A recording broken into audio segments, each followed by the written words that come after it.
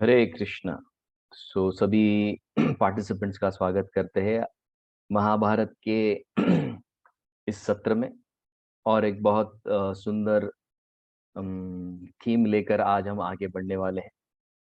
आज का जो टॉपिक है वो काफी यूथ जानते नहीं है, बट जानकारी रखनी चाहिए ताकि आगे चलकर आप कभी इस पॉइंट को फेस करो तो आप एक पोजीशन में रहने चाहिए जहां आप इस क्वेश्चन को आंसर कर पाओ। ओके, तो आज हम एक और एक विशेष व्यक्ति जिन्होंने महाभारत का जो कंट्रीब्यूशन हमारे लाइफ में दिया है उनके विषय में चर्चा करेंगे। तो ये और कोई नहीं है, ये हमारे व्यासदेव है, जिनके कारण आज हम महाभारत पर चर्चा कर पा रहे हैं और सारे सृष्टि के रचना को समझ पा रहे हैं। आइए थोड़ा उनके बारे में आज जानते हैं ताकि एक प्रॉपर अंडरस्टैंडिंग हम डेवलप कर पाए। ओके, मेरी स्क्रीन दिख रही है आपको? चैट बॉक्स में आप यस नो डाल सकते हैं ताकि मुझे भी क्लैरिटी आए।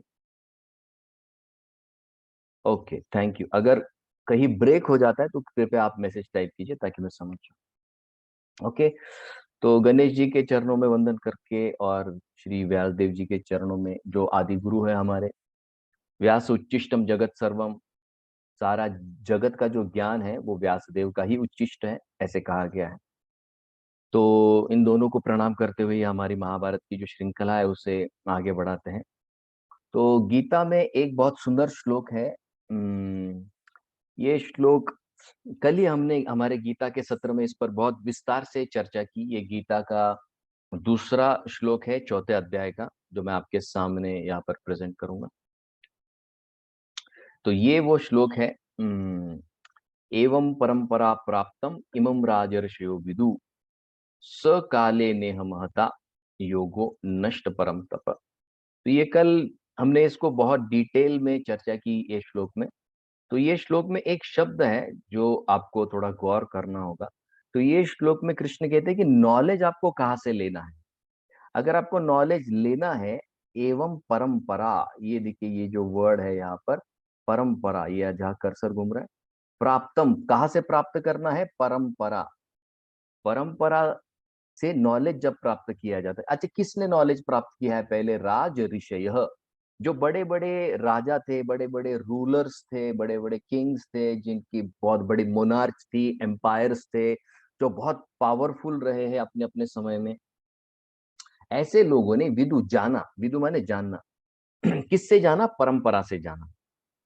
तो कई बार लोग के मन में ये धारणा होती है कि भाई गीता जो है वो साधुओं के लिए, सन्यासियों के लिए नहीं।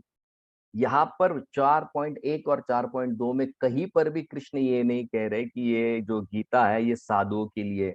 4.1, ये एक श्लोक पर हमने पूरा 60 मिनट का एक सेशन लिया है, जिसमें आचार्य ये बहुत क्लियर बताते हैं कि गीता ये गृहस्थियों के लिए है। और उसको एलेबोरेट करने के लिए यहाँ पर राज ऋषि कहा गया है, राजा और ऋषि नहीं। जो राजा ऋषि है, माने बाहर से तो बहुत करोड़पतियों की तरह रहते हैं, लेकिन अंदर से बहुत डिटैच है, उस व्यक्ति को कहा जाता है राज ऋषि। और यही माइंडसेट लेकर जो चलेगा लाइफ में, वो 100% अपने मटेरियल लाइफ में भी सक्सेसफुल रहेगा और स्पिरिचुअल लाइफ में भी सक्सेसफुल रहेगा। इमम राजर्षि विदु, विदु माने जाना। किससे जाना? परंपरा से जाना। लेकिन प्रॉब्लम क्या हुआ? ये जो नॉलेज बैंक है, इसमें कुछ तो प्रॉब्लम है। क्या प्रॉब्लम है? स काले नेह महता योगो नष्ट। नष्ट माने क्या होता है? नष्ट माने डिस्ट्रक्शन नहीं है। इसको कहते हैं, नष्ट का मतलब है कमी होना। जैसे हम लोग मोबाइल रोज इस्तेमाल करते हैं, तो मोबाइल जब हम इस्तेमाल करते हैं तो क्या होता है कि बैटरी हमारी कम कम होती जाती है। वैसे ही नॉलेज का बैंक, नॉलेज का सोर्स सही सही कनेक्टेड न होने के कारण क्या होता है, नॉलेज में कहीं ना कहीं कटौती घटौती होनी शुरू हो जाती है, और इसी को क्या कह रहे हैं? वो नष्ट। तो नष्ट माने क्या? वो नॉलेज एक तो कवर हो चुका है, दूसरा वो नॉलेज इनएक्सेसिबल हो चुका है, तीसरा वो नॉलेज जिनको समझ आती है या समझा है वही लोग कम है या नहीं है, और चौथा कुछ लोगों को समझा है लेकिन फॉलो करना नहीं आ रहा है। तो इस चार चीजों को यहाँ पर कहा गया है नष्ट। ओके। तो आज हमारे सोसाइटी में कंडीशन क्या है? नष्ट। नॉलेज कैसा है? नष्ट। नष्ट माने क्या? कवर्ड है, इनएक्सेसिबल है, सही समझ वाले लोग नहीं है, और समझ है भी तो उसको फॉलो करने वाले लोग आज हमारे साथ नहीं है। तो ये चार चीजों को यहाँ पर कृष्ण कहते हैं नष्ट। परम तप है शत्रु को तपाने वाले। और ये जो योग कर्म योग का जो ज्ञान है वो अभी ढक चुका है, या सही समझ उसकी नहीं है। और एग्जैक्टली यही चीज होती है जब कोई व्यक्ति शास्त्र समझने की कोशिश करता है। एग्जैक्ट यही चीज होती है। जैसे ये देखिए, पिछले सत्र में भी मैंने आपको ये बताया था, ये एक व्यक्ति है, इनका नाम है जेम्स लेन। तो इन्होंने शिवाजी महाराज पर एक किताब लिखी है, और ये किताब में इन्होंने लिखा है Hindu king in in Islamic India. ये इनके बुक का नाम है, Shivaji Hindu king in Islamic India. Okay. अभी इंडिया कभी इस्लाम का रहा नहीं है और कभी रहेगा भी नहीं। तो ये हमारा हिंदुओं का ही रहा है और हिंदुओं का ही रहेगा। तो यहाँ पर देखिए, इसने टाइटल भी क्या दिया है? Hindu king in Muslim India. ठीक है भाई, आपने टाइटल भी दे दिया। अब इन्होंने ये किताब में क्या लिखा है? इनके किताब की एक लाइन है जो मैं आपको पढ़कर सुनाता हूँ, जो आप अ, उनकी किताब में भी पढ़ सकते हैं। Maharashtrian tell jokes notably that Shivaji's biological father was Dadaji Kondadev Kulkarni. अब वो नीचे कोट भी करते हैं, कोटेड इन द टेलीग्राफ। ये टेलीग्राफ वहां का बहुत बड़ा पेपर है यूएस का। 18 जनवरी 2014 की ये बात है। ओके। तो वो कहते हैं कि इनके पिताजी शाहजी भोसले नहीं है, महाराजा शाहजी भोसले नहीं है। इनके पिताजी कौन है? दादाजी कोंडदेव कुलकर्णी, जो कि उनके गुरु रहे। अब जब वो ये कहते हैं, अब देखिए ये व्यक्ति को नॉलेज कहाँ से मिला? अब ये सबसे इंपॉर्टेंट पॉइंट है। अब ये व्यक्ति को नॉलेज कहाँ से मिला? जब ये किताब बाहर आई और क्रिटिक्स इसका बाहर आया, तो पूना में अगर आप जाओगे तो पूना में एक भांडारकर ओरिएंटल रिसर्च इंस्टीट्यूट है पूना में, ये बहुत फेमस है। इसमें आपको हिस्ट्री के बारे में कुछ जानना होगा तो यहाँ पर कई सारी किताबें जिसका आप रेफरेंसेस ले सकते हो। तो ये जो जेम्स लेंस है, इन्होंने वहां से रेफरेंसेस उठाए हैं। तो जब उन्होंने, वहां के लोगों ने बिब्लियोग्राफी में देखा कि ये सारे रेफरेंसेस इसने तो यहाँ से उठाए, तो वो जो पूना की भांडारकर इंस्टीट्यूट है, वहां पर फिर बहुत पथराव हुआ और काफी सारी चीजें हुई। तो मुद्दा क्या है कि नॉलेज हमारे ही लोगों से लिया जाता है और उस नॉलेज को गलत इंटरप्रेट किया जाता है। प्रॉब्लम यहाँ पर है। प्रॉब्लम क्या है? नॉलेज हमसे ही लिया जाता है और उसको गलत इंटरप्रेट करके वापस हमको ही दिया जाता है, और कहा जाता है कि यही सच है और हमको सच स्वीकारना पड़ता है। तो पॉइंट क्या है कि नॉलेज का सोर्स क्या है? तो नॉलेज में देखिए दो चीजें होती है, एक होती है नॉलेज, और वो नॉलेज के पीछे का इंटेंट। एग्जाम्पल से समझाता हूँ, बहुत सिंपल है, ये एग्जाम्पल से तुरंत समझ जाएंगे। एक माँ है। ओके। माँ का काम क्या है? वो प्रेम करती है बच्चे से। और मान लीजिए कोई माँ है, बच्चा बीमार हो गया। अब बच्चा बीमार हो गया तो डॉक्टर ने कहा है कि भाई आपका बच्चा बीमार है, तो आप कृपया करके इसको ये चीजें मत खिलाइए, खास करके तली हुई चीजें मत खिलाइए। अब बच्चा जो है वो रोता है, और बच्चा जब रोता है तो माँ से देखा नहीं जाता है, और बड़े प्रेम से माँ उसको पकोड़े खिलाती है। अब ये माँ को जो कहा गया है वो बिल्कुल उल्टा कर रही है, लेकिन माँ का इंटेंट बहुत अच्छा है। माँ जो कंटेंट खिला रही है वो बहुत खराब है, लेकिन माँ का इंटेंट बहुत अच्छा है। तो ये कंटेंट खराब हो लेकिन इंटेंट अच्छा हो, तो क्या बच्चा ठीक रहेगा? ना, उल्टा कर देते। कंटेंट अच्छा है लेकिन इंटेंट खराब है, तो क्या होगा? फिर भी बच्चा ठीक नहीं हो पाएगा। वैसे ही हमको जब नॉलेज दिया जाता है तो कंटेंट और इंटेंट दोनों सही होने चाहिए। वेस्टर्न फिलोसॉफी में क्या कहते हैं? वो लिखते हैं, उनके लिखने के टेक्निक्स बहुत अच्छे हैं, उनके लिखने के तौर तरीके, उनका जो फॉर्मेट है, उनका राइटिंग स्टाइल्स है, उनका जो ग्रामर है, बहुत अच्छा है। लेकिन उसमें वो क्या लिखते हैं और लिखने के बाद किसके इमोशंस पर क्या आहत होगा, ये लोग उस पर बिल्कुल ध्यान नहीं देते। उनके इसमें इमोशंस को उतना जिसको हम कहते हैं ना, केयर ऑफ नहीं किया जाता है। किया भी जाता है तो एक पर्पस के साथ किया जाता है। और जैसे कि ये एग्जाम्पल हम जेम्स लेन का यहाँ पर ले रहे हैं, तो जब कोई व्यक्ति कुछ दे रहा है तो उसका इंटेंट और कंटेंट दोनों अच्छा होना चाहिए। तभी वो दूसरे को मदद कर सकता है। और सेम चीज होती है जब हम व्यास देव के विषय में सुनते हैं। अब व्यास देव के विषय में तो कई बार लोग, जैसे अभी इन्होंने गलत इंफॉर्मेशन दे दी और पूरे दुनिया में वो इंफॉर्मेशन फैल गई। हालांकि उन्होंने बाद में माफी भी मांगी है, लेकिन तब तक क्या हुआ, इंफॉर्मेशन फैल जाती है, लोग उस पर नाना तरह की चर्चा करने लगते। क्यों? क्योंकि लोगों को खुद को नहीं पता है। तो ऐसे ही लोगों को ये नहीं पता है कि व्यास कौन है, व्यास का मतलब क्या है, व्यास का काम क्या है। जैसे पिछले बार ही हमने आपको बताया कि व्यास ये पोस्ट है और उसके साथ एक स्पेसिफिक सेवा जुड़ी हुई है। तो पहले हम व्यास जी के बारे में सुनने से पहले हम क्या करेंगे, हम वो पोस्ट के बारे में समझेंगे और फिर उसके बाद हम व्यास जी के जन्म की तरफ बढ़ते हैं। ठीक है? तो ये देखिए, ये चार्ट मैं आपके सामने शेयर कर रहा हूँ ताकि आप ठीक से समझ सकें। अब ये जो चार्ट है, ये यहाँ पर देखिए, ये ब्रह्मा जी का कल्प, एक कल्प माने क्या, ब्रह्मा जी का एक दिन होता है। ठीक है? तो ये यहाँ पर जो आपके सामने डायग्राम है, तो ब्रह्मा जी के एक दिन में कुछ मनु होते हैं। ये देखिए, यहाँ पर मेरा कर्सर घूम रहा है, थोड़ा गौर से समझिए क्योंकि बहुत इंपॉर्टेंट है। लोगों को ये कैलकुलेशन नहीं पता होता है। ये कैलकुलेशन हमारे शास्त्रों में दिया गया, तीसरे स्कंद भागवत में आपको डिटेल मिल जाएगा इसका। और हर मनवंतर में, एक मनवंतर में एक मनु आते हैं। ऐसे ब्रह्मा जी के एक दिन में, यहाँ पर देखिए कर्सर मेरा जहां घूम रहा है, ब्रह्मा जी के एक दिन में 14 मनवंतर होते हैं, माने 14 मनु आएंगे। ओके? तो एक मनु कितने समय तक रहता है? एक मनु रहता है 71 युगा साइकिल, माने 71 दिव्य युग तक रहेगा। ये देखिए, मेरा कर्सर यहाँ घूम रहा है। 31 चतुर्युगी एक मनवंतर रहता है, उसके बाद दूसरा मनु आएगा। ऐसे 14 मनु घूमते हैं और 14 मनु खत्म होने के बाद ब्रह्मा जी का एक दिन खत्म होता है, जिसको कहते हैं कल्प। ठीक है? अब एक चतुर्युगी कितने साल का होता है, ये यहां पर दिया गया है। ओके? और इसका कैलकुलेशन नीचे आपके सामने है। ये देखिए, कलियुग 4,32,000 साल का है। यहाँ मेरा नीचे कर्सर घूम रहा है एक्सट्रीम राइट कॉर्नर में।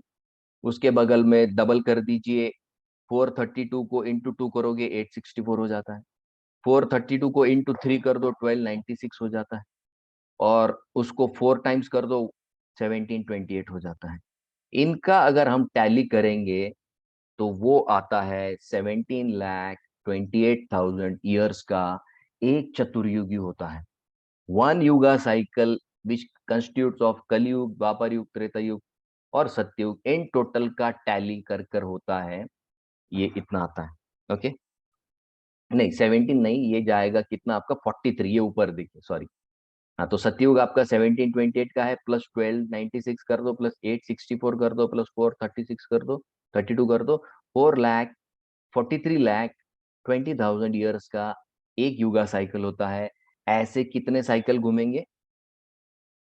ये देखिए, यहाँ पर ऐसे 71 साइकिल घूमेंगे, तब जाकर ब्रह्मा जी का 12 घंटा पूरा होता है और इतना ही उनका रात होता है।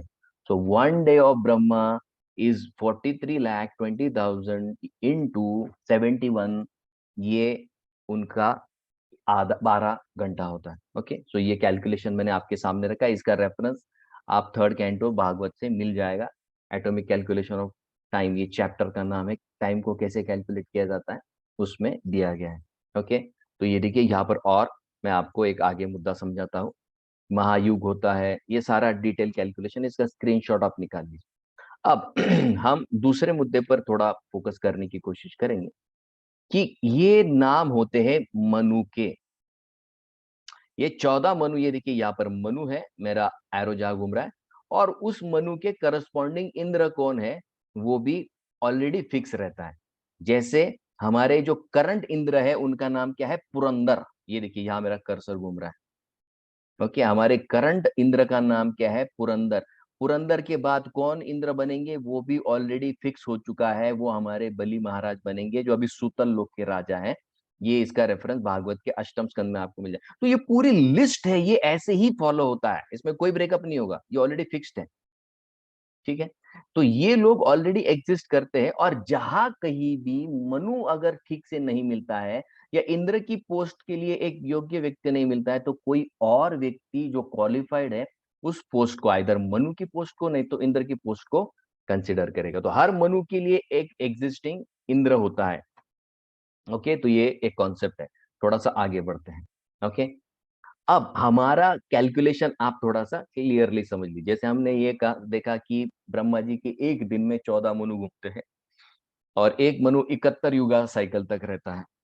ओके, और एक युगा साइकिल 43,20,000 ईयर्स का है, राइट। ओके, अब थोड़ा और कैलकुलेशन। अब ब्रह्मा जी का एज कितना है? ब्रह्मा जी के टोटल लाइफ को द्विपरार्ध कहते हैं। उसमें से उनका एक परार्ध माने उनका 50% लाइफ खत्म हो चुका है। तो हमारे जो ब्रह्मा है वो सबसे छोटे ब्रह्मा है। क्यों भाई? क्योंकि हमारा जो ब्रह्म अंड है, ओके, जिसको गैलेक्सी भी कहते हैं अंग्रेजी में, तो ये जो हमारा गैलेक्सी, ये सबसे छोटा गैलेक्सी। अच्छा भाई, इसका रेफरेंस कहाँ पर है? दशम स्कंद में, जहां पर कृष्ण का जो लास्ट टाइम है, जहां पर कृष्ण अभी उनकी लीला खत्म करने वाले, तो एक अश्वत्थ पेड़ से टिक कर बैठे। तो वो अश्वत्थ को अर्भक कहा गया। अर्भक माने छोटा। तो वो अश्वत्थ पेड़ जो है हमारे ब्रह्मांड को दर्शाता है, और उसको क्या कहा गया? अर्भक। अर्भक माने क्या? बहुत छोटा है। हमारा ब्रह्मांड सबसे छोटा है, तो हमारे ब्रह्मा जी भी सबसे छोटे हैं, क्योंकि उनके सिर्फ 4 सर है। तो सबसे छोटा प्रोसेसर उनके पास है। ओके, तो द्विपरार्ध में 50% खत्म हो गया, माने अभी उनका नेक्स्ट 50% लाइफ शुरू हो चुका है। तो वो अपने 51st ईयर में है, और 51st ईयर के पहले मंथ के पहले कल्प में है। माने आज पहला दिन हम जो अभी जी रहे हैं, वो ब्रह्मा जी के 51st ईयर का पहले महीने का पहला दिन है। उसको कहते हैं श्वेत वराह कल्प। ओके, तो ये श्वेत वराह कल्प में 14 मनु आते हैं, जिसमें से 6 मनु ऑलरेडी चले गए हैं। ये देखिए यहाँ पर 6 मनु ऑलरेडी चले गए। यहाँ पर ये देखिए, अभी हम जो है यहाँ पर है। ये जो है कौन सा मनु है? अब ये 7वां मनु है, श्रद्धदेव, जिसके इंद्र का नाम है पुरंदर। ओके, तो हमारी जो क्या है, हमारे यहाँ पर 27 साइकिल जो है ऑलरेडी कंप्लीट हो चुकी है, और हमारी 28वीं साइकिल है। तो आप बोलेंगे इसका पुरावा क्या है? तो ये देखिए, ये विट्ठल जी की आरती है जो रोज गाई जाती है। इसके स्टार्टिंग में ही लिखा गया, युगे 28 वीटेवरी उभा। 27 युग खत्म हो चुके हैं, 28 युग में भगवान विट्ठल जो है पंढरपुर में पधारे हैं। जब कृष्ण द्वारिका में थे, वही द्वारिकाधीश कृष्ण विट्ठल बनकर आए हैं, अलग कोई व्यक्ति नहीं है। कई बार लोग कंफ्यूज हो जाते हैं कि विट्ठल अलग है, कृष्ण है। नहीं, 28वें चतुर्युगी में जो द्वापर युग था, उस द्वापर युग में भगवान कृष्ण जो द्वारका में रह रहे थे, वही पंढरपुर में आए हैं। ओके, तो ये मैंने आपके सामने रेफरेंस भी रख दिया। तो हमारा 27 चतुर्युगी खत्म हो चुका है, 71 में से 27 खत्म हो चुके हैं, अभी 28वां साइकिल है। इसका प्रूफ भी मैंने आपके सामने यहाँ पर रखा है। ओके, अब यहाँ पर अगर कोई व्यक्ति ये कहता है कि भाई व्यास के जन्म में ही खोट है, क्योंकि उनके जन्म के समय उनके माता पिता का जो मेंटल पोजीशन था बहुत खराब था। ओके, तो इसके लिए बच्चा भी वैसे ही आएगा। तो ये बाहर के लोग हमें बताते हैं, और जिसके कारण फिर व्यास के जन्म पर क्या है, कीचड़ उछाला जाता है। कहा जाता है कि ये व्यक्ति सही नहीं, क्योंकि इसका जन्म ही खराब है। ओके, तो ये मुद्दे पर अभी हम हाईलाइट करेंगे। अगर शास्त्र इस व्यक्ति के जन्म को इतना खराब बनाते, तो वैदिक शास्त्रों में व्यास पूर्णिमा क्यों बनाई जाती है? व्यास पूर्णिमा क्यों बनाई? क्योंकि वो व्यक्ति उतना शुद्ध है, उतना पवित्र है, और जन्म से कैसे उस व्यक्ति का कनेक्शन इतना नहीं है। और दो अन्य जगहों से भी हम रेफरेंस लेंगे, एक क्रिश्चियनिटी से भी लेंगे, एक इस्लाम से भी लेंगे, और ये पॉइंट को हम एलाबोरेट करेंगे। ठीक है, तो अब व्यास ये पोजीशन है। ठीक है, तो व्यास ये पोजीशन पर एक प्रॉपर व्यक्ति को बिठाना पड़ता है, जो सारे शास्त्रों को जानता है। तो ये जो मैं रेफरेंस आपको देने वाला हूं अगला स्लाइड में, तो ये लघु भागवत अमृत करके एक ग्रंथ है जो श्रील रूप गोस्वामी ने लिखा है। उसके रेफरेंसेस में आपको कोट, अब उन्होंने कहीं और से नहीं लिया, उन्होंने पुराणों से ही वो सारी चीजें उठाई है, लेकिन एक कंपाइल्ड स्टेट में है, इसके लिए हमको रेफरेंस आसानी से मिल जाता है। ये यहाँ पर है सारे व्यासदेव का नाम। ओके, तो यहाँ पर व्यास के जो नाम है वो आप देखिए। तो अब हम जो है 28वें चतुर्युग में, ये देखिए ये 1 to 29 क्या है, ये चतुर्युगी है। ओके, तो अभी 71 चतुर्युगी में से 27 खत्म हो चुके हैं और अब हम 28 चतुर्युगी में। तो हमारे समय के जो व्यास है द्वापर में जो है, उनका नाम क्या है, कृष्ण द्वैपायन व्यास। और अगले चतुर्युगी में कौन बनेगा व्यास, वो है हमारे अश्वत्थामा। हाँ, ये वही अश्वत्थामा है जो महाभारत में जिन्होंने पांडवों के 5 पुत्रों को मार दिया है, ये वही अश्वत्थामा है। ओके, अब ये अश्वत्थामा आगे चलकर क्या बनेंगे, आगे चलकर ये व्यास बनेंगे, और सिर्फ व्यास ही नहीं, ये सप्त ऋषियों में एक बनेंगे आगे चलकर। सप्त ऋषि माने कौन, जिनसे गोत्र चलते हैं, लीनिएज है ना, फैमिली लीनिएज। तो देखिए सबसे पहले इसमें चतुर्युगी में ब्रह्मा जी बने, ऐसे सारे नाम यहाँ पर दिए गए हैं। और ये जो नाम है ये विष्णु पुराण में आते हैं। ओके, तो एक जगह पर देखिए जहां पर कोई नहीं मिला प्रॉपर, तो वहां पर हमारे वाल्मीकि जी भी क्या बने हैं, ये देखिए 24वें चतुर्युगी में वाल्मीकि जी व्यास बने हैं। एक चतुर्युगी में पराशर ऋषि बने हैं, एक इसमें भरद्वाज ऋषि बने हैं, एक इसमें गौतम ऋषि बने। ये सब फेमस फेमस नाम है शास्त्र के। एक जगह तो सूर्यदेव बन गए, नहीं मिला कोई, कई जगह बृहस्पति बने जो हमारा गुरु प्लैनेट है, उसके अधिष्ठाता देव। एक जगह तो यमराज बन गए, एक जगह तो इंद्र बन गए। क्योंकि जहां पर प्रॉपर व्यक्ति नहीं मिलता है, तो एक क्वालिफाइड व्यक्ति को बोला जाता है कि भाई जो भी सुना हुआ है वो सुनी हुई चीजों को लिख के रखो ताकि आने वाले लोगों को वो मिले। तो ऐसे हमारे जो वेद व्यास है वो इतने क्वालिफाइड है कि उन्होंने सारे शास्त्रों का संकलन किया है। जो श्रुति परंपरा, श्रुति माने क्या, सुनकर जो आता था लेकिन रिटर्न फॉर्म में नहीं था, उसको जो व्यक्ति कंपाइल कर कर रखता है उसको कहा जाता है व्यास। ये डेफिनेशन है। ओके, तो व्यास माने क्या, जो सारे शास्त्रों को समझकर ठीक ठीक तरीके से बुक्स में लिख, रिटर्न फॉर्म में लिखता है, उसको कहते हैं व्यास। बट होता क्या है कि व्यासदेव जी ने इतने सारे शास्त्र लिखे, लेकिन हम बच्चों को पूछते भाई आप कुछ पढ़ते, गीता पढ़ते, भागवत पढ़ते, रामायण पढ़ते, महाभारत, वो बोलते नहीं हम तो खाली टीवी में देखते। और टीवी में पता नहीं कहाँ कहाँ से रेफरेंसेस लेकर आते हैं और सारा कंफ्यूजन क्रिएट हो जाता है। सीता का वनगमन, सीता को अग्नि परीक्षा, लोग कुछ समझते नहीं कि इसके पीछे क्या फिलोसॉफी है।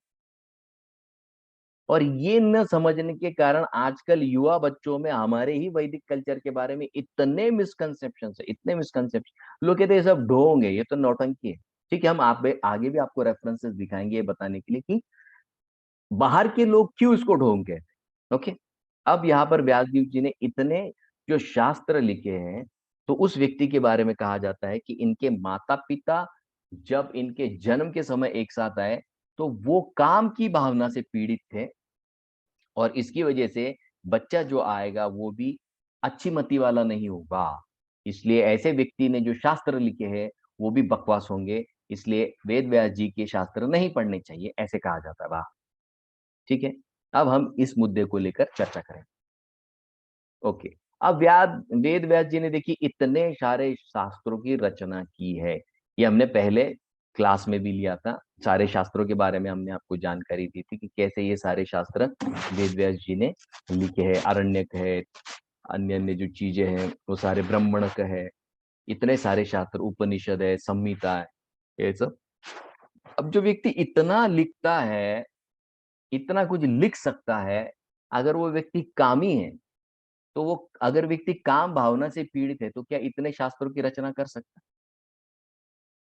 किसी भी युवा लड़के को पूछ लीजिए, वो गलत पिक्चर देखता है तो रात भर एक ही चीज का चिंतन करता है, चाहे भी तो वो चिंतन को नहीं हटा सकता। तो पढ़ने की बात, माता पिता से ठीक से बात करने की बात, दोस्तों से ठीक से बात करने की बात तो बहुत दूर की हो जाती है। वो उस चिंतन में उसका मन उसको इतना लगा देता है कि वो अन्य कोई सोच ही नहीं सकता। अगर वेद व्यास जी की भी इतनी मति खराब होती, तो ये इतने सारे शास्त्र जो स्क्रीन पर आपको दिखाई दे रहे, क्या वो लिख पाते? बिल्कुल भी नहीं लिख पाते। और वो भी छोड़ दीजिए, तो अगर ऐसे ही व्यक्ति इतना खराब है तो उसकी पूर्णिमा क्यों मनानी चाहिए? गुरु पूर्णिमा जो व्यासदेव से जो चलती, वो क्यों मनानी चाहिए? इसका मतलब वेद व्यास जी भी जानते थे कि भाई मेरा जो जन्म है वो बहुत शुद्ध है। लेकिन इनके माता पिता के बारे में क्या कहा जाता है? देखिए, ये यूट्यूब पर अगर आप सर्च करोगे ना, पराशर ऋषि और सत्यवती, तो ऐसे ऐसे भयंकर भयंकर फोटोज उसमें आएंगे और ऐसे एक्सप्लिसिट पोजीशन में दोनों को दिखाया जाएगा कि ऋषि पराशर और सत्यवती के प्रेम की कहानी जानिए, उन दोनों के बीच क्या हुआ, और ऐसे गूढ़ की बातें। क्या है ये सब कुछ? खाली वो लाइक्स मिलाने के लिए, व्यूज मिलाने के लिए। अरे रियलिटी कोई बताता ही नहीं कि वास्तविक में क्या हुआ। और देखिए, इतनी महत्वपूर्ण बात है कि वेदव्यास खुद अपने किताब में, आदि पर्व में वेद व्यास अपने जन्म की बात, पांडव के जन्म की बात, उनके पिता धृतराष्ट्र और पांडु महाराज, सबके जन्म की बात इतने डिटेल में लिखते हैं, जिसमें खुद के जन्म की बात कुछ हाइड नहीं किया है उन्होंने। एज इट इज उन्होंने लिखा है कि कैसे मेरा जन्म हुआ है। अगर किसी व्यक्ति का जन्म इतना खराब होता तो वो खुद होके अपनी किताब में थोड़ी लिखता खुद के बारे में। नहीं लिखता वो खुद के बारे में ऐसा। अगर उस व्यक्ति को ही लग रहा है कि यार मेरा ही जन्म इतना खराब है तो लिख के क्या करूंगा, लोग क्या सोचेंगे, नहीं लिखते। लेकिन उन्होंने एज इट इज लिखा है, क्योंकि वो भी जानते हैं कि मेरा जन्म शुद्ध है, मेरे माता पिता भी शुद्ध है। और ये ऐसे भी नहीं कि किसी ने बाद में ढूंढ कर निकाला कि अरे आपको पता है क्या, वेद व्यास जी का तो जन्म ऐसा खराब है, उनके माता पिता तो पता नहीं कैसे कैसे काम भावना से पीड़ित थे, और ऐसे कंडीशन में उन्होंने एक दूसरे के साथ आए, तो ये बच्चा कैसे होगा।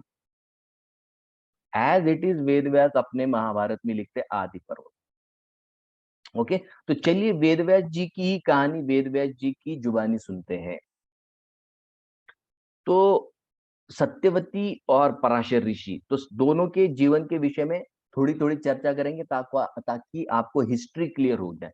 एक बार हिस्ट्री अगर आपको क्लियर हो गई तो फिर आपको समझना आसान हो जाएगा। तो दोनों की हिस्ट्री को सेपरेट सेपरेट लेना पड़ेगा ताकि हम ठीक से समझ पाए। हिस्ट्री बहुत बड़ा है, मैं शॉर्ट में आपको बताऊंगा। अगर पढ़ना है तो महाभारत के स्टार्टिंग में ही आदि पर्व में इनिशियल चैप्टर्स में ही इनके जन्म की बात कही गई है, तो आप पढ़ सकते हैं वहां पर। ठीक है। अब यहाँ पर वेद व्यास जी जो है, उनके विषय में वेद व्यास जी ने इनके जो पिता रहे पराशर ऋषि, इनके विषय में थोड़ी सी जानकारी लेते हैं। तो एक वसु है, एक राजा है जिनका नाम वसु है। तो वो बहुत तपस्या करते हैं। अब बहुत तपस्या करते तो एक व्यक्ति को तुरंत डर लगने लगता है, वो इंद्र। तो इंद्र जब उनकी तपस्या देखता है तो उनको लगता है अरे बाप रे, ये तो मेरा पोजीशन लेने के लिए तपस्या कर। तो तुरंत इंद्र क्या करते, तपस्या देखकर उनके पास आते और कहते बस बहुत, मैं प्रसन्न हो गया, आप तपस्या बंद कर दीजिए। तो वो कहते मैं तुमको एक रथ दूंगा जो हवा में चलेगा, मैं तुमको एक गारलैंड दूंगा जो पहन के अगर तुम युद्ध के लिए जाओगे तो तुम कभी हारोगे नहीं। और एक मैं तुमको बांबू का लकड़ी दूंगा, अगर वो तुम्हारे साथ रहेगा तो तुम्हारी और तुम्हारी प्रजा को पूरा प्रोटेक्शन रहेगा। तो वसु बहुत खुश हो जाते, वो तपस्या बंद कर देते, घर चले जाते। और वो हमेशा वो रथ पर रहते हैं, जो रथ हवा में उड़ता है, इसलिए उनका नाम हो जाता है बाद में उपरिचर वसु। उपरिचर माने क्या, जो हवा में ही रहते हैं, चरण करते, चरण माने चलना, हवा में जो चलते हैं, उनका नाम उपरिचर वसु। ठीक है। अब ये हो गई वसु माने पराशर ऋषि के पूर्वजों की कथा। नहीं सॉरी, ये है हमारे सत्यवती के पूर्वजों की कथा। सॉरी, मैं दोनों में कंफ्यूज हो गया। तो ये जो उपरिचर वसु है, ये उपरिचर वसु सत्यवती, इनका नाम सत्यवती अभी नहीं रहा, इनका पहला नाम कुछ और था, वो मैं अभी स्टोरी में आपको आएगा। तो ये जो स्टोरी हम ले रहे हैं ये सत्यवती की। ओके। तो ये जो उपरिचर वसु है, इनके राज्य में एक नदी है जिसका नाम है सुक्तिमती। और उसी नदी के बगल में एक बहुत बड़ा पर्वत है जिसका नाम है कोलाहल। अब ये बहुत लोग नहीं जानते हैं कि नदी और पर्वत ये पहले व्यक्ति है, आज भी वो व्यक्ति है। तो पहले पर्वत उड़ते थे और वो क्या करते थे, अपनी शक्ति को प्रदर्शित करने के लिए कहीं पर भी बैठ जाते थे।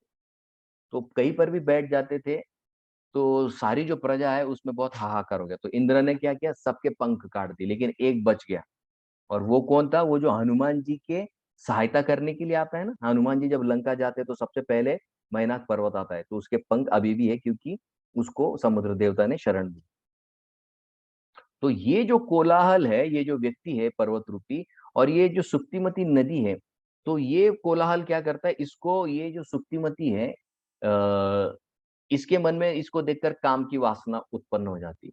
और ये क्या करता है, बहुत पास आकर वो सुक्तिमती नदी जो एक व्यक्ति रूप है, वो जबरदस्ती उसके साथ संग करता है और उस संग से वो जो, लेकिन उस समय ये जो उपरिचर वसु है ये उसकी मदद करते हैं, लेकिन तब तक क्या होता है कि उसके ये जो कोलाहल पर्वत है उसने अपने बीज को उस स्त्री के गर्भ में डाल दिया है। तो जब वो सुक्तिमती नदी देखती है कि ये राजा ने मुझे मदद करने की कोशिश की है तो बहुत खुश हो जाती है। वो कहती है ये बच्चों को तो मैं संभाल नहीं पाऊंगी, ये जो दो जुड़वा बच्चे हुए हैं आप इनको रख लीजिए। तो एक बच्चे को वो क्या करता है, बहुत शक्तिशाली होता है, वो शक्तिशाली लड़के को अपना जनरल बना लेता है। और दूसरी जो लड़की होती है ये सुक्तिमती नदी की, बहुत सुंदर होती है। तो ये उपरिचर वसु जो है, ये उपरिचर वसु उस लड़की जिसका नाम है गृहिका, वो लड़की से शादी कर ली। ओके। अब ये जो लड़की है गृहिका इतनी सुंदर है, इतनी सुंदर है कि ये राजा उसके बगैर रह नहीं सकता। लेकिन एक दिन ये उपरिचर वसु के पिता उसको कहते हैं जा यज्ञ करने की सामग्री जो जंगल से लेकर। अब जंगल में जाते हैं उपरिचर वसु, लेकिन ध्यान किस पर है, पत्नी पर है। इतना पत्नी पर ध्यान कर रहे, उसकी सुंदरता पर इतना ध्यान करते। देखिए अभी यहाँ पर बहुत सीखने लायक चीज है कि पुरुष की सबसे महत्वपूर्ण शक्ति है उसका वीर्य, और स्त्री की सबसे महत्वपूर्ण शक्ति उसके शरीर का रज। ठीक है। जब व्यक्ति काम भावना से पीड़ित होकर किसी एक स्त्री या पुरुष का चिंतन करता है तो अपने आप शक्ति नीचे की दिशा में बहने लगती है। और एग्जैक्ट वही होता है, ये जो उपरिचर वसु है इनकी शक्ति नीचे की ओर बह जाती है और नीचे से स्खलित हो जाती है। अब ये जो इनकी शक्ति है, तो फिर उनको लगता है इसको वेस्ट नहीं जाने देना चाहिए। तो वो एक पंची के माध्यम से कहते कि आप जाकर, मैं ये सामग्री लेकर आता हूँ, आप जाकर ये जो शक्ति है मेरी, मेरी पत्नी को दे दीजिए। लेकिन होता क्या है, वो जब पंची लेकर जाता है तो दूसरे पंची को लगता है ये कुछ लेकर जा रहा है खाने की चीज, तो झगड़ा हो जाता है और वो शक्ति नीचे गिर जाती है। और वो कौन लेता है, वहां पर उस तालाब में एक बहुत बड़ी मछली है जो इसको निगल लेती है। और उस लड़की उस मछली को फिर वो जो राजा है, अब ये उपरिचर वसु वापस आ गए, अब ये मछली ने तो खा लिया। कुछ समय के बाद वो मछली के पेट में अभी दो बच्चे हैं, फिर ये मछली को कौन पकड़ता है, वहां का मछुआरा पकड़ता है, लेकर आता है और वो राजा के पास लेकर जाता है कि कहता है कि ये देखिए यहाँ से क्या है। तो राजा समझ जाता है कि ये बच्चे किसके हैं, मेरे ही बच्चे हैं। और फिर वो दोनों बच्चे, एक लड़का होता है एक लड़की होती है, तो लड़के को रख लेता है और लड़की को मछुआरे को दे देता है। क्यों, ऐसे क्यों करता है? अब ये इसलिए होता है क्योंकि राजा जब दोनों बच्चों का हॉरोस्कोप चेक करता है तो उसको ये समझ आता है कि लड़की बहुत ज्यादा क्वालिफाइड है, आगे चलकर इसके गर्भ से एक बहुत बड़ा व्यक्ति जन्म लेने वाला है। इसलिए वो क्या कहता है मछुआरे को, तू लेकर दे इसको। और वैसे भी ये वो लड़की के शरीर से क्या आता है ना, बहुत मछली की गंध आती है। लड़के के शरीर से नहीं आती समो, लेकिन लड़की के शरीर से बहुत गंध आती। तो वो मछुआरे को कहते हैं इसको लेकर जाओ। इसलिए वो लड़की का नाम क्या रखा है, मत्स्यगंधा, मत्स्यगंधी। तो उसके शरीर से मत्स्य की गंध आती। अब ये तो चले गए। अब यहाँ पर आगे क्या होता है, ये जो मछली है ये एक शापित अप्सरा है। और वो अप्सरा जब क्षमा याचना करती है वो ऋषि की जिसका उसने अपराध किया, वो कहता है ठीक है तुम्हारे लिए एक स्पेशल ड्यूटी है, वो करके तुम वापस आ जाना। तो ये जो दो बच्चे जो जन्म दिए वो मछली ने, वो एक अप्सरा होती है। ठीक है। अब यहाँ तक स्टोरी आ जाती है, मत्स्यगंधी और मत्स्य का जन्म हो गया। अब आगे क्या होता है, वशिष्ठ और विश्वामित्र की जो फाइट है जो बहुत फेमस है। तो वशिष्ठ के 101 पुत्र होते हैं जिसमें सबसे बड़ा होता है शक्ति। तो ये शक्ति जो है बहुत, शक्ति ये हमने देखा है वो व्यास भी बने एक बार, वो लिस्ट में उनका भी नाम आता है शक्ति। तो ये जो शक्ति है ये एक दिन अपनी पूजा अर्चना करके वापस आते हैं। तो वहां पर एक राजा होता है सौदास नाम का जो शक्ति को चैलेंज करता है। तो शक्ति साइड में हट जाते हैं, लेकिन जाते जाते वो राजा उसको धक्का देकर चला जाता है।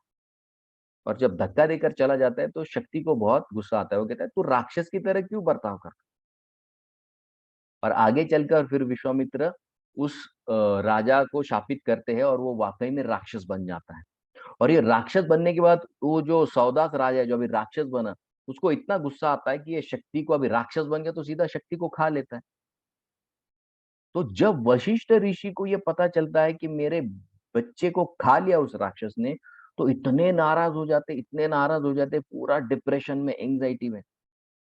एग्जैक्टली यही चीज होती है कई बार, जब बहुत करीबी कोई व्यक्ति होता है ना, जब चला जाता है तो लाइफ डिस्टर्ब हो जाती है। एग्जैक्ट यही होता है। तो वशिष्ठ मुनि को लगता है कि मैं अभी, मेरा जीवन जीने लायक नहीं, क्योंकि मेरे वो राक्षस शक्ति को भी खा लेता है और अन्य बाकी के 100 बच्चे उनको भी खा लेते हैं। तो उनको लगता है अभी जीवन में कुछ बचा नहीं है, तो जीवन समाप्त कर दो। तो वो एक जगह पहाड़ पर जाते, ऊपर से गिरने की कोशिश करते, लेकिन नीचे कोई बचा लेता है। समंदर में जाकर जान देने की कोशिश करते, समंदर बाहर फेंक देता है। नदी में जाते, नदी बाहर फेंक देती, अग्नि में जाता, अग्नि ठंडी हो जाती। तो उनको समझ ही नहीं आता कि मैं मरना चाहता हूँ, लेकिन क्यों नहीं मरना। तो समझने की बात क्या है कि नेचर का हर व्यक्ति के लिए एक बड़ा प्लान होता है। तो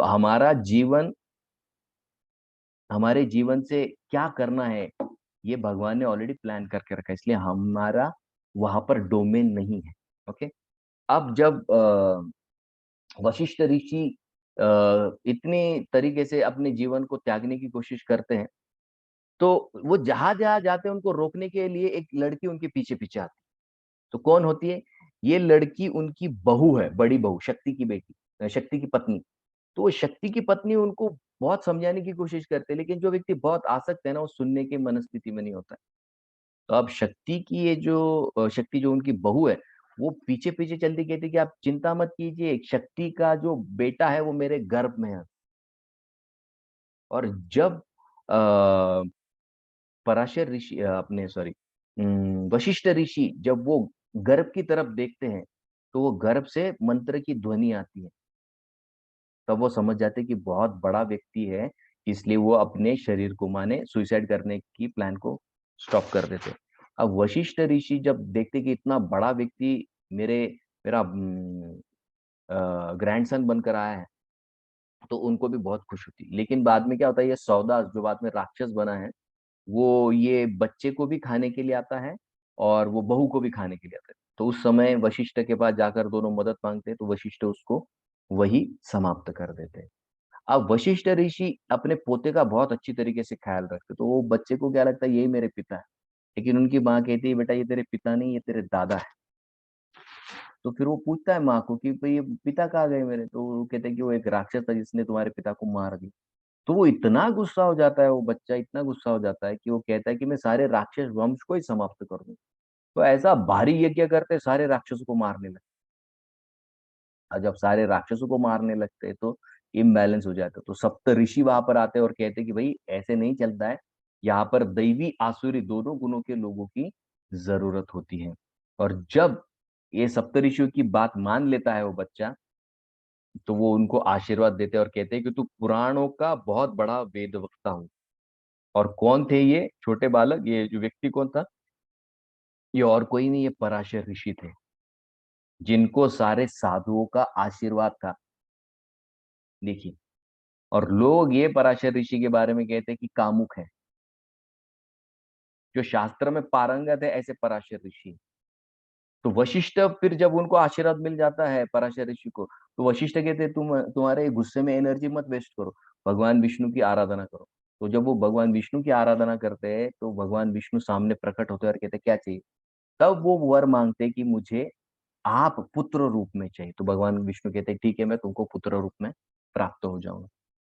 उसके पश्चात वो घर से निकलते हैं, और घर से निकलने के पश्चात फिर एक जगह पर आते हैं जहां पर ये जो फोटो आपको दिख रही है, वहां पर उनको कौन दिखता है? मत्स्यगंधी।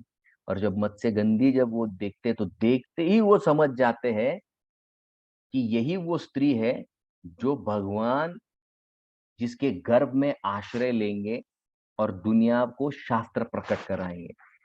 तो जैसे ही वो मत्स्यगंधी से मिलते हैं, तो वो मत्स्यगंधी से क्या कहते हैं कि मैं आपके साथ शादी करना चाहता हूँ। अब बाहर जो आप वीडियोस में देखोगे यूट्यूब पर, वो कहेंगे दोनों का रोमांस हुआ, दोनों वो समंदर में गए, वो भी है, लेकिन पहले का पार्ट एकदम गलत है। तो यहाँ पर पराशर ऋषि सीधा जाकर वो लड़की को कहते हैं कि मैं आपसे शादी करना चाहता हूँ, कोई रोमांस की बात नहीं है वहां पर। तो सत्यवती चौंक जाती कि अरे इतने बड़े ऋषि और ये क्या बात कर रहे हैं। तो वो कहती है कि वो डर जाती है, अगर इसको नहीं कह दिया तो मुश्किल हो जाएगी। तो वो कहती है वहां पर कि ठीक है, आप ये प्रपोजल लेकर तो आए हैं, लेकिन मुझे मेरे पिता को पूछना पड़ेगा क्योंकि मैं अभी अविवाहित हूँ, और अविवाहित लड़की माने क्या, लड़का या लड़की माने क्या, माता पिता का आश्रय में रहते। तो कहते मुझे मेरे पिता को पूछना पड़ेगा। और दूसरी बात कहती है अगर शादी भी कर ली हमने, तो मेरी जो वर्जिनिटी है वो तो खत्म हो जाएगी। तो ये देखिए इतने डिटेल में चर्चा की गई। तो कहते वर्जिनिटी खत्म हो जाएगी तो आप तो साधु है, चले जाएंगे बाद में। साधु माने वो सब, यहाँ पर तो गलत भगवे कपड़े में दिखाया है। महाभारत में लिखा गया है वो गृहस्थी है व्हाइट कपड़े में, यहाँ पर सैफरॉन कपड़ा दिखाया, मतलब क्या, लोग कहते हैं अरे साधु हो के गलत काम करता है। वो यहाँ पर कलर ही गलत दिया है आपने। वहां पर एग्जैक्ट बताया गया है कि वो गृहस्थी है। अभी कैसे पता चलता है गृहस्थी, क्योंकि वो ब्राह्मण है। ब्राह्मण 2 धागा पहनता है या 3 धागा पहनता है, इससे पता चल जाता है कि वो गृहस्थी है कि साधु है। तो यहाँ पर क्लियर कट बताया गया कि पाराशर ऋषि जो है 3 धागा पहनते हैं, मतलब वो गृहस्थी है। यहाँ पर जो आपको फोटो दिखाया गया है उसमें सैफरॉन कपड़ा है, जो कि गलत है। ठीक है। अब यहाँ पर वो कहते हैं सत्यवती को आप चिंता मत कीजिए, मैं आपके पिता को, माने जिनके साथ आप रह रही हो और जिनके माध्यम से आप उत्पन्न हुई हो, उन दोनों के मैं बुलाऊंगा, उनके सामने आपसे मैं विवाह करूंगा, ऑफिशियल विवाह करूंगा। ये महाभारत में लिखा गया है, आप पढ़ सकते हैं। जो वीडियो में दिखाया जाता है वो पूरा रोमांस दिखाया गया, उसमें पूरा रोमांस और कुछ नहीं उसमें।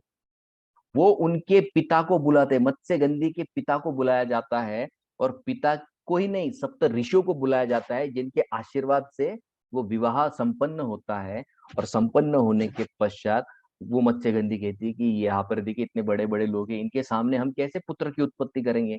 तो फिर वो उनको आइलैंड पर लेके जाते हैं, वो आइलैंड को पूरा कोहरे से ढक देते हैं, और वो अपनी शक्ति को उसके गर्भ में प्रस्थापित कर देते हैं। और जैसे ही प्रस्थापित कर देते हैं, कुछ ही दिनों में वहां पर क्या होता है, वेद व्यास जी का जन्म होता है। वेद व्यास जी तुरंत बड़े हो जाते हैं, और वो अपनी माँ को आश्वासन देते हैं। वो कहते हैं कि मुझे बहुत आगे की सेवाएं है, मैं अभी आपको छोड़कर जा रहा हूँ, आपको जब भी मेरी जरूरत पड़े आप मुझे बुला लेना। ये हिस्ट्री एज इट इज ऐसी है महाभारत में। और पराशर ऋषि जो मत्स्यगंधी है, वो मत्स्यगंधी जो कहती है कि मैं तो आपकी ये सेवा कर दूंगी लेकिन मुझे क्या मिलेगा। तो वो कहते हैं चिंता मत कीजिए, मैं आपकी वर्जिनिटी को भी मेंटेन करके रखूंगा। दूसरा, आपकी ये जो शरीर से गंध आती है वो चली जाएगी। और एग्जैक्ट वही होता है, ये जो मत्स्यगंधी, इसके शरीर की गंध इतनी दूर दूर तक जाती कि लोग नाक बंद करते। लेकिन अभी उसके शरीर से ऐसी खुशबू आने लगती है, ऐसी खुशबू आने लगती है कि उसके शरीर की खुशबू से ही लोग दूर से पहचान जाते हैं कि ये कौन है, ये वही मत्स्यगंधी है। तो वो मत्स्यगंधी का नाम बाद में पड़ता है सत्यवती। और यही सत्यवती आगे चलकर फिर हम देखते हैं व्यास देव जी को बुलाएगी। क्यों? क्योंकि आगे चलकर पुत्र उत्पत्ति करनी है। सोचिए आप, वो मुद्दे पर भी आएंगे। तो यहाँ पर मैं ये स्टोरी क्यों बता रहा हूँ आपको इतने डिटेल में, क्योंकि अगर कोई बच्चा, कोई स्त्री पुरुष में इतनी काम की भावना है, तो क्या इस क्वालिटी का बच्चा जन्म लेगा क्या? उस स्त्री के शरीर से जो बदबू आ रही है वो खुशबू में परिवर्तित होगी क्या? और ये एक मेन बात है, जैसे यहाँ पर हम देख रहे हैं कि तीसरा वो मत्स्यगंधी को आशीर्वाद देते हैं कि तुम आगे चलकर जम्बूद्वीप की रानी बनोगी। देखिए ये भी आशीर्वाद, और वो आके जाके सच में रानी बनती है, बनी है वो। क्योंकि उनका हाथ कौन लेने आता है? शंतनु महाराज। गंगा देवी चले जाने के बाद शंतनु महाराज दूसरा ब्याह करते और ये मत्स्यगंधा से करते, और वो रानी बनती है पूरे भारतवर्ष की, जम्बूद्वीप की। जो, और ये आशीर्वाद किसने दिया? पराशर ऋषि ने दिया, जो कि एग्जैक्ट सही निकला। हाँ? तो यहाँ पर जो बताया जा रहा है कि वेद व्यास जी एक बहुत बड़े ऋषि रहे, एक बहुत बड़े एस्ट्रोलॉजर थे, जो एस्ट्रोलॉजिकल कैलकुलेशन से ही समझ गए कि भाई एक बहुत बड़े व्यक्ति का जन्म होने वाला है, और वो मेरे माध्यम से होगा। मुझे एक सही सही व्यक्ति चाहिए जो इस बच्चे को ग्रहण करे और समाज को प्रेजेंट करे। तो जितने भी फैमिली मेंबर्स होते हैं, जितने भी हस्बैंड वाइफ होते हैं, उनका सबसे बड़ा कंट्रीब्यूशन क्या है समाज के लिए? क्वालिफाइड अच्छे बच्चे वो समाज को दे, यही उनका सबसे बड़ा कंट्रीब्यूशन है। Family life is not meant for only sex. Please, ये आजकल के बच्चों में बहुत खराब बीमारी है। उनको लगता है शादी माने खाली सेक्स। अरे सेक्स नहीं है, वो क्वालिटी बच्चा जब समाज में देंगे तो वो सुख शांति बनाए रखेगा। वरना वही बच्चा आगे चलकर क्या करेगा?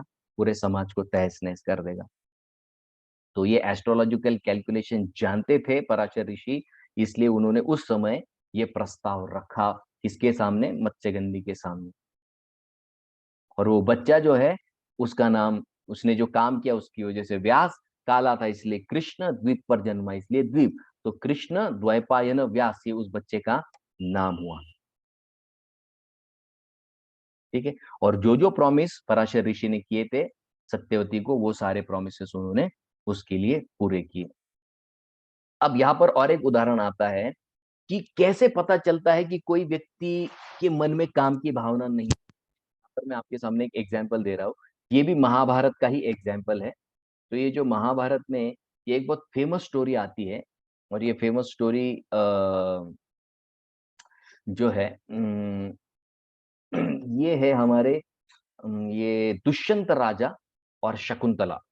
ओके, कालिदास ने इस पर एक नाटिका लिखी है जो बहुत फेमस है हमारे इंडिया में। तो ये जो सत्यवती सॉरी ये जो दुष्यंत राजा है, तो दुष्यंत राजा यहाँ पर देखिए, या कण्व ऋषि है और ये शकुंतला है। तो एक दिन कर्ण, ये जो राजा है दुष्यंत, ये दुष्यंत राजा शिकार के लिए आते हैं और वो कण्व ऋषि के आश्रम में आते हैं। तो जब प्यास लगती है, आश्रम में अंदर जाते हैं, तो वहां से एक सुंदर लड़की बाहर आती है। ओके, अब जब सुंदर लड़की बाहर आती है, तो वो उस लड़की को पूछते हैं आप किसकी पुत्री है?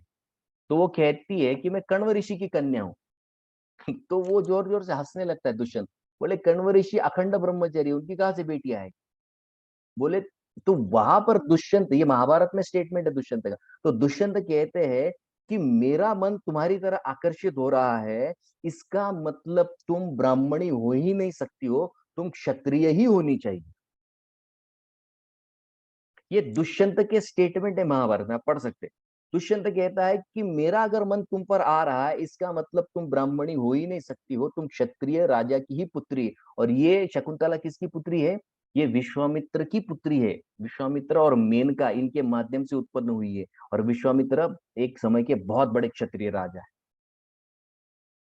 तो जो व्यक्ति धर्म का पालन करता है ना, उसके मुख से कभी अधर्म की बात उसके मन में भी नहीं आती। ये दुष्यंत के उदाहरण से आचार्य बताते हैं। दूसरी बात, जब युधिष्ठिर महाराज के सामने, पांचों पांडवों के सामने जब वो सब जीत कर लाते हैं, किसको? द्रौपदी को। जब द्रौपदी को जीत कर लाया जाता है, तो माँ आगे किचन में काम कर रही है। तो वो जब बच्चे कहते हैं कि हम कुछ लाए, तो माँ को लगता है भिक्षा मांग कर लाए, तो क्या बोलती है मुंह से? बोले बांट लो। तो सब लोग शॉक हो जाते हैं, अरे कैसे बांटेंगे, तो एक स्त्री है, इसको कैसे बांटा जा सकता? तो युधिष्ठिर महाराज उस समय कहते हैं कि हाँ, मेरे मन में भी यही बात आ रही। तो अब कहेंगे कि अरे भाई कैसे आएगी आपके मन में, ये तो स्त्री है, थोड़ी बांटी जा सकती। तो युधिष्ठिर महाराज कहते हैं कि अगर मेरे मन में ये बात आ रही है कि मेरी माँ जो कह रही है वो सही है, इसका मतलब वो धर्म ही होना चाहिए, अधर्म हो ही नहीं सकता है। क्यों नहीं हो सकता भाई? क्योंकि ये लोगों का चेतना इतना मैच्योर है, इतना डेवलप्ड है कि वो जानते हैं कि हर जगह पर परमात्मा स्थित है। Every moment is recorded. जैसे वो एक बॉलीवुड के एक्टर है ना, वो सीसीटीवी का ऐड करते हैं, ऊपर वाला देख रहा है, वो तो खाली ऐड है, यहाँ पर रियलिटी है। इसलिए ये लोग वही सोचते, वही करते हैं जो शास्त्र सम्मत है, धर्म सम्मत है। ठीक है। दूसरा मुद्दा, जन्म के बारे में। जन्म जो है, सॉरी, किसी भी व्यक्ति का जो लाइफ है, यहाँ पर देखिए गीता का ये फेमस श्लोक है, चौथे अध्याय का, जिसकी वजह से इतना कंट्रोवर्सी है पूरे भारत में, लेकिन कोई इस श्लोक को ठीक से नहीं समझा है। चातुर्वर्ण माया सृष्टि। अब ये देखिए प्लीज, इसको आप रट लीजिए, बाहर कोई भी आपको पूछे ना, ये एक श्लोक गाकर आप सुना दीजिए। यहाँ पर देखिए कृष्ण क्या कह रहे हैं, गुण कर्म विभागशः। ओके, कोई भी व्यक्ति गुण और कर्म से ब्राह्मण क्षत्रिय वैश्य शूद्र बनता है, जन्म से नहीं। ये श्लोक में कहीं पर भी जन्म इसका वर्णन नहीं है। तो किसी भी व्यक्ति को उसके जन्म से नहीं डिसाइड किया जाता कि वो अच्छा है कि बुरा है, उसके गुण और उसके कर्मों से डिसाइड होता है कि वो व्यक्ति अच्छा है कि बुरा है, उसके क्वालिटीज क्या है, उसका कंट्रीब्यूशन क्या है। जैसे ये एक एग्जांपल है, देखिए आपके सामने, याद है आपको ये 9/11 का अटैक, वर्ल्ड ट्रेड सेंटर। अब जिन्होंने किया वो इतने बड़े बड़े इंजीनियर थे, लेकिन क्या किया, $5.8 ट्रिलियन का एक दिन में नुकसान हो। 5.8 ट्रिलियन, बिलियन भी नहीं, ये ट्रिलियन। ये कंट्रीब्यूशन है भाई, आपको आपका रिलीजन ये सिखाता है, ये कंट्रीब्यूशन है आपका। और हमको कहा जाता है कि आप गलत करते नहीं। तो बच्चे के जन्म के समय माता पिता का माइंडसेट कैसा है, उस पर डिसाइड होता है कि बच्चा कैसा है। मान लीजिए पिता का खराब है, माता का अच्छा है, तो शास्त्र कहता है बच्चा अच्छा ही आएगा। एक एग्जाम्पल से समझते हैं। सत्यकाम जावाली ऋषि, ये बहुत फेमस ऋषि है। शास्त्र में इनकी बहुत बड़ी चर्चा है। ये रामचंद्र जी के सभा के एक बहुत बड़े एडवाइजर रहे। तो ये जब बड़े हो जाते, छोटे हैं, इधर इनकी माँ के साथ दिखाई दे रहे हैं आपको। माँ एक गरीब घर की स्त्री है। और जब माँ, वो बच्चों को देखते कि बच्चे स्कूल में पढ़ने जाते, तो वो माँ को कहते मेरे को भी स्कूल में जाना, तो कहते जाओ, गौतम ऋषि का आश्रम पास में है। तो गौतम ऋषि के पास जाते हैं और गौतम ऋषि को कहते कि मुझे आपके स्कूल में एडमिशन दीजिए। तो गौतम ऋषि कहते बेटा तेरा गोत्र क्या है? गोत्र माने तू किसको बिलोंग करता है, कौन से फैमिली लिनिएज को बिलोंग करता है। तो सत्यकाम, वो जाबाली को पता ही नहीं होता कि मैं किसका हूँ। तो वापस माँ के पास जाता है। माँ को पता है कि गुरुजी ने पूछा कि तुम्हारे पिता का नाम क्या है। तो उसकी माँ तब कहती है कि बेटा देख, मैं घर घर के काम करती हूँ और मेरे कई पुरुषों के साथ रिलेशन, रिलेशन माने कई लोगों की मैंने सेवा रूप में वो सारी चीज मैंने इनडायरेक्टली कहती कि मैं एक वैश्या हूँ। और वैश्या का ये कोई पता नहीं चलता है कि किस व्यक्ति का बच्चा है। अब जब जाबाली ये सुनते हैं कि भाई मेरी माँ को ही पता नहीं कि मैं किसका हूँ। अब जाबाली जब गुरु के पास जाकर कुछ भी कह सकते थे, लेकिन जाबाली जब आए अपने गुरु को, उन्होंने सीधा कह दिया कि मेरी माँ ने ऐसा कहा है कि उसको ही पता नहीं कि मेरे पिता कौन है। तो तुरंत महर्षि गौतम क्या कहते हैं, मैं जानता हूं तू कौन है। बोले तू ब्राह्मण ही हो सकता है, क्योंकि ब्राह्मण में सत्यवादी का गुण होता है। और तेरे गुणों से मैं तुमको बताता हूँ कि तू ब्राह्मण है। इसलिए जन्म कर्म नहीं कहा गया है, गुण कर्म कहा गया है, क्योंकि इस व्यक्ति में, जावल में, सत्य वचन का क्वालिटी था, इसलिए उसको ब्राह्मणत्व दिया गया। तो कोई भी व्यक्ति जन्म से अच्छा है बुरा नहीं होता है, आगे उसकी परवरिश भी बहुत मायने रखती है। ठीक है। इसलिए यूथ को जब बच्चे गुरुकुल में जाते थे, ये बहुत ठीक से सुनिए आप लोग, बहुत इंपॉर्टेंट पॉइंट है ये। बच्चे जब भी गुरुकुल में जाते थे, इसलिए बच्चों को सबसे पहले क्या किया जाता था, गुरुजी उसको गाय, एक गाय देते थे। और वो गाय प्रेग्नेंट वाली गाय देते थे। तो गाय को चराने लेने जाना है, गाय का गोमूत्र निकालना है, गोबर निकालना है, गाय को धोना है, नहलाना है। और जब गाय बच्चा देती है, तो बच्चे का ख्याल रखना, ये उस बच्चे को करना पड़ता था।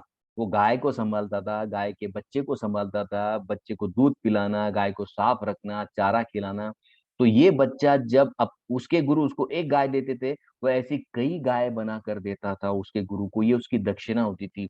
और दक्षिणा के साथ उसको सबसे इंपॉर्टेंट चीज मिलती थी, और वो क्या थी कि भाई फैमिली लाइफ में अगर किसी को जाना है ना, तो ये सब कुछ करना पड़ेगा।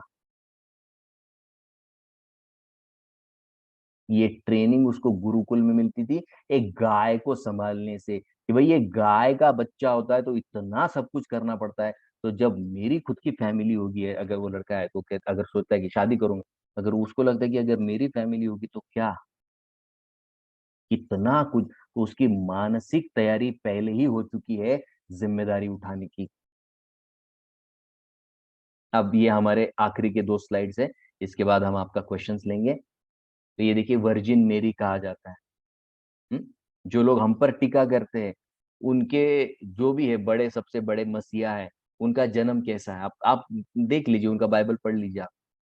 वर्जिन मेरी को भी किसी एक एंजिल ने उसके शरीर में वो बीज रोपण किया है, और वो भी शादी से पहले किया है। और वो लोग हमारे शास्त्रों पर लांछन उठाते हैं। और ये देखिए यहाँ पर मेरी मैगडलीन, ये वैश्या थी, लेकिन उसने जीसस को अपना गुरु माना, और अपने आंखों से उसने जीसस के पैर धोए, और अपने बालों से वो पानी साफ किया। और वो लोग कहते हैं वो पानी शुद्ध है। अबे ये तो वैश्या है, लेकिन कैसे शुद्ध होगा? तो यहाँ पर बात उसके कर्म से नहीं है, उसकी भावनाओं से है, उसके इमोशंस से। और मेरी जब प्रेग्नेंट होती है तो उसके पति को एंजल आकर बोलता है कि तू चिंता मत कर, तू उसको स्वीकार कर, क्योंकि आने वाला बच्चा बहुत बड़ा भगवान का भक्त है, he is the son of God. और ये लोगों में इतनी गलत धारणा है, the only son of God. अरे यहाँ के एक पिता को 8-10 बच्चे होते हैं क्या? भगवान जो इतना बड़ा उसको क्या एक ही बच्चा होगा क्या? नहीं। ये देखिए, ये मैंने रेफरेंसेस निकाले जहां पर एग्जैक्ट क्लियर बताया गया कि कैसे जीसस का जन्म हुआ। And when Joseph awoke from sleep, he did as the angel of the Lord commanded him, he took her as his wife. किसको? जो ऑलरेडी जिसके पेट में एक बच्चा है। और ऐसे बच्चों को फिर वो कहते हैं कि ये भगवान का बंदा है, अल्लाह का बंदा है। और ये दूसरा है। देखिए, यहाँ पर ये ईरान की खबर है 2014 की जनवरी की। कोई भी लड़की छोटी बालिका है, उसको वहां का व्यक्ति कोई अगर अडॉप्ट कर लेता है, और अडॉप्ट होने के बाद वो लड़की जब बड़ी हो जाती है और उस व्यक्ति को लगता है कि भाई इससे मुझे शादी करनी है, तो वो व्यक्ति उससे शादी कर सकता है।